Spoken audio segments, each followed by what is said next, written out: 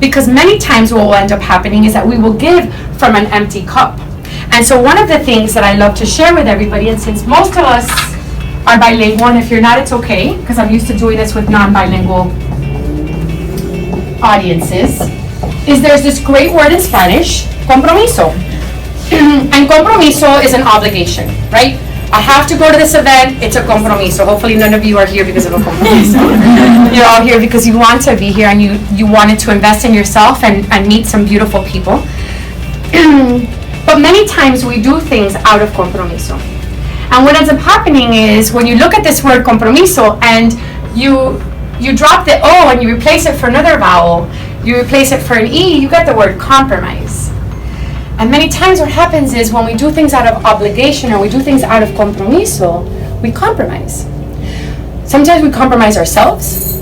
Sometimes we compromise the outcome that we desire.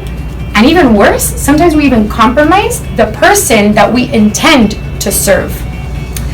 So I can give you like a silly example, but an example that we can probably all relate to, okay?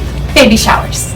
Okay, let's say you were asked to make a homemade quiche for your friend's baby shower. And and my saying is, I don't make it, I make it happen. That was my saying. Right, Mrs. Perdomo, right? She knows. She was the assistant principal at my boys' school. She knew I was a mom that just made it happen. Nothing was ever homemade in my house, right? I just made it happen. But God bless the people that make it, right? And so let's pretend that you are that person and you were asked to make homemade quiche. But there's just really there's no way that you could be making this quiche because you have so much going on, whatever it is, whether it's you're flying in from a family vacation or your kids are in a weekend tournament, whatever it is, there's just really no time for you to make this happen. What happens is we don't learn how to say a graceful no. We don't know how to say no gracefully.